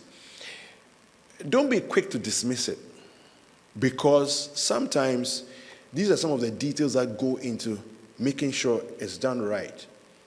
And you're getting value for money. The person knows what they're doing. The image at the end of the day will sell your work better and faster than somebody who doesn't know what the heck they are up to. Okay? All right. We're getting close to the end now. So this is one of the rooms there in one of the hotels. Again, don't let your room be dead. All right? So use lighting as much as possible. Turn on the lamps. All right? Turn on the lamps. This room, I could have drawn the curtains entirely, but I kind of felt like, look, listen, imagine waking up on a holiday at 6:30 in the morning. What does the room look like? How does it feel? All right. You draw the curtains, you miss an element that you could have pulled in. All right. So that's why I wanted this and did it the way I did it. And this place, I asked, we had to shoot other places and let them lay the bed properly and straighten out the duvet and all of that, and then came back in to shoot. All right, so kitchen. So these are some of the, so I've just basically given you a request list, that if they don't ask you, you should be concerned that they have, why is the photographer not asking about it? And you can even use this list to say, let me check the spaces and make sure that, things are clear and done, so that it's not, after the fact, I look at the images, I'm like, why is there dustbin here? Why is this in this picture? Why is this in the picture? I can see some chewing gum wrapper on the floor in the image. And you are now asking for Photoshop to be done. Right? So it'll help, So look at the one in the bathroom. For example, toilet lid down. I take that for granted, but not everybody knows that. Okay, it's important when you're doing a photo shoot of a bathroom. All right, close the lid. Okay? You don't want to imagine things when you're looking at the picture. Yeah. All right, okay. So, you know this building, right? Everybody knows this building. Or you don't? Who doesn't know this building? Okay, it's known as the Holy Spirit Cathedral. Yeah, it's not far from here, actually. Yeah, it's about, 3-4 minutes drive up the road. The Holy Spirit Cathedral. So this was done with a drone. So please, it's not a regular camera. I can't tell you that I climbed a tree and took the picture. There is no tree of this height in the area. Oh, I climbed a light pole and took the picture. No, it's a drone. Okay. But back in the day, you know what I used to do? There were some buildings I used to shoot back in 2013, 2014, before I got a drone. You know the guys who wash windows? The vans. Then people jump in the bucket of the van and then they go washing windows. That's what I used to do. I'll drive around Accra, and then they'll get there, they'll mount, I'll jump into the bucket and the guy will raise the thing, then the bucket goes up in the air and I'll take the pictures. This was before drones came around. So you do fancy things, you tell the story afterwards. So yes, so this is the final slide. Basically, real estate drone photography. This will give you different perspectives, okay? So it allows you to see the entire property. It allows you to see what else is on the ground. How does a picture appear in the context of the space around it? Okay, so yes, we've seen the building. I love the inside, but what does the outside look like? And not only the outside of the building, but what does the rest of the, as we say in Tree, the asase around it? What does that also look like in comparison to the building? How much space do we have? And all those things, you can get with drone photography, okay? Yeah, my final picture didn't show up here. All right, so I actually had a last picture in here that I wanted you to see. Okay, let me see if I can get it out of this mode. There we go. Okay, here we go. Okay, let me see if I can. I'll cheat and show it to you here somehow. Let's see if I can do that. Okay, there we go. Can you see it? Yeah. You all know where this is, right? If you don't, then you don't live in Accra. Yeah, so this, again, is another example of drone photography, giving you context, giving you the surroundings, the streets, what the greenery looks like around it, all of that. Yeah. Of course, now they've extended the no-fly zone around this place, so it's more difficult to, to get an image like this these days. But, whenever the bird realizes that the hunter has learned how to shoot without missing, it also learns how to fly without stopping. So, hey, here we go. Thank you very much.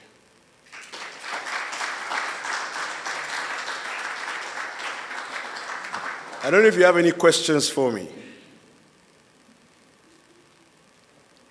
Any questions at all? Please, you have to ask at least one question. Otherwise, I feel like you didn't understand anything that I said. Yes.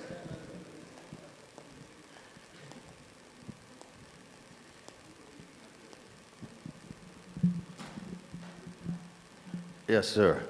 Yes. Thank you very much for a wonderful presentation. You're welcome. I've learned a whole lot. I thought I knew quite a bit because I'm a nature and church and cathedral photography person. Not nice. Come to church, it's exterior, steeples, all of that. Yeah. I used to lay down a mattress to get volume. Wow. And all of that before like the advent of drones. Okay. But when I got into interior photography, I realized that there was a whole lot to learn, Yeah. which I'm still learning. My question, Yeah. how do you take a photograph of a tight washroom and not look like an idiot in the mirror? I love that.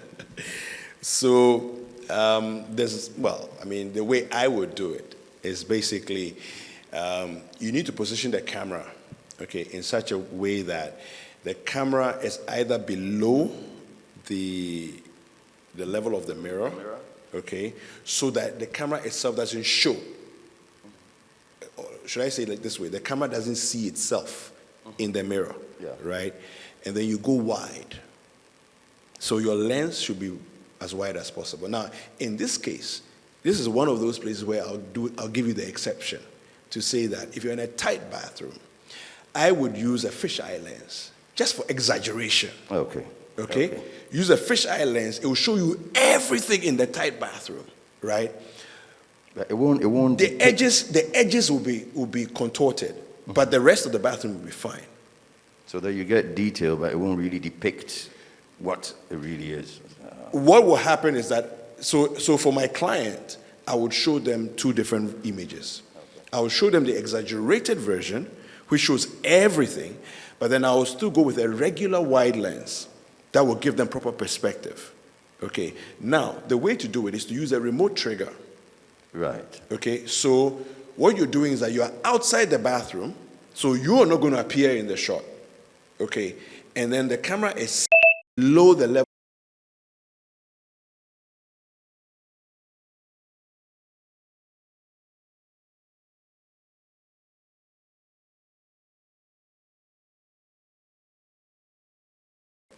Okay. Thank you. Thank You're you. welcome. You're welcome. Yes, sir. There's another one there.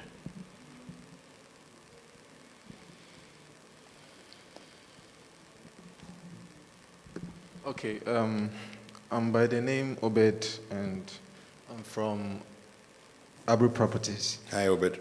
Okay, so talking about the interior photography and then the architectural photography, I Yeah. think it's a really good idea, but what about video shooting for the buildings?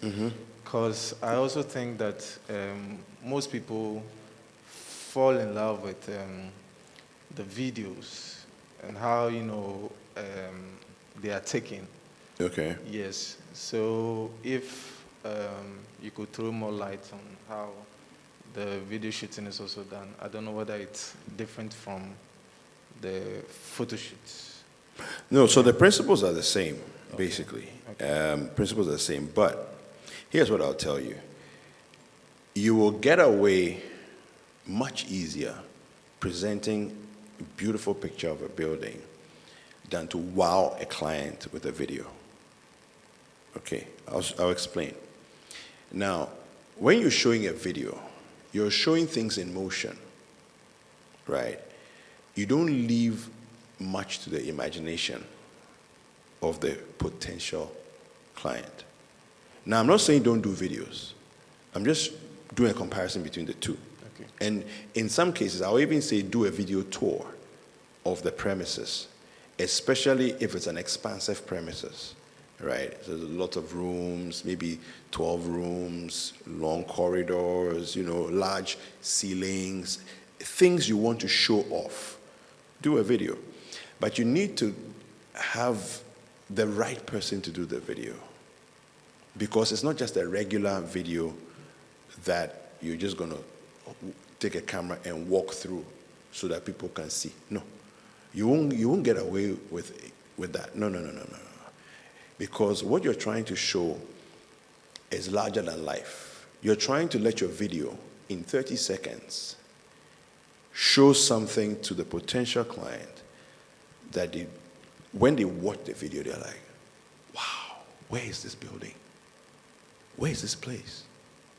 That's the reaction you want. You will get that much quicker with an impressive photograph than you will with a video. Because with the video, you're walking the person through places. So if you don't shoot it right and show them elements, because that's what you do with a video, you have to show elements that excite, elements that are edited at the right places with the right sound effects to evoke emotion.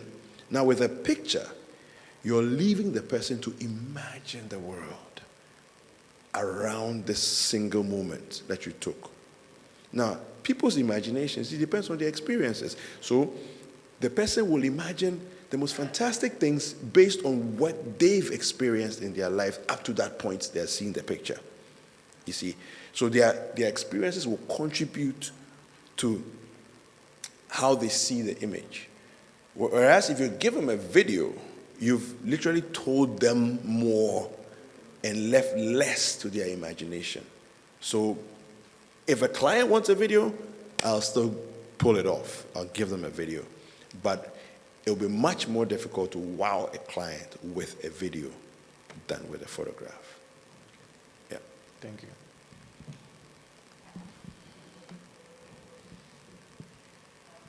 All right.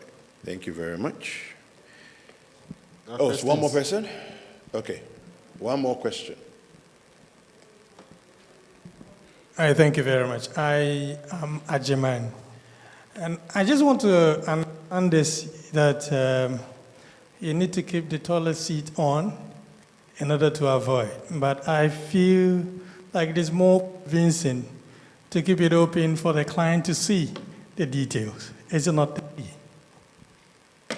Okay, so what do you want them to see inside the toilet bowl? Well, my understanding is that a clean toilet seat depicts a clean environment. Once it's covered, whoever is looking at the picture may not be able to tell what is in there. Yeah, you see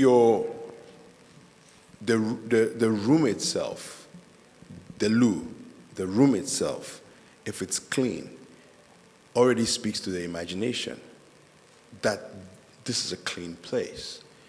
What you're trying not to do is to make suggestions to the person, right? So you're allowing them to see a nice, clean, sanitized environment without letting them go into the space of, because when you walk into a loo, what do? You raise the lid because you're about to do your business, right? So if the lid is open, for me, I don't want you to, don't think that far. No, just enjoy the clean, sanitized environment and let's leave it there. Everybody knows what a loo is used for anyway, so it's not a problem. Do you get it? So for me, that's why I choose to go down that road. Okay, I asked that because from experience, I've been to one of the finest hotels in the city.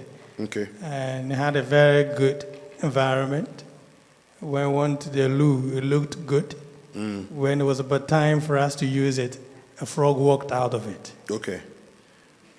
All right. So that's your personal experience. But remember that photography is not about, what's the word? You're selling a larger-than-life impression. That's what you're selling. You're selling a larger-than-life impression. So sometimes people will come to the property that I have photographed, and they're like, the picture looks nicer than the reality. But the point is for you to sell the property to the person before they get there. The person is already sold on, I must have this before they even arrive. That's what a real estate photographer, your main aim is that when they see the image in their mind, I'm buying this property, before they even get there. All right, so larger than life. Think about that always. Yeah? All right. Thank you very much.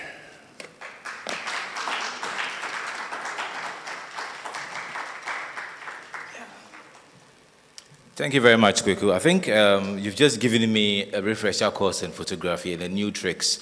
Because 20 years ago, I sat in class for 2 years taught photography. I was taught photography. I never took it serious until I bought my first professional camera 3 years ago. Now I do it as a hobby and take pictures of images and for friends and families and that kind of stuff. Thank you very much for that. That brings us to a close for today. We'll go for lunch, and after which we disperse. Tomorrow, please, let's come early, as usual, 8 o'clock, and it will be a very brief period for us tomorrow. Thank you. My name again is Cyrus DeGraff Johnson. Thanks for indulging me.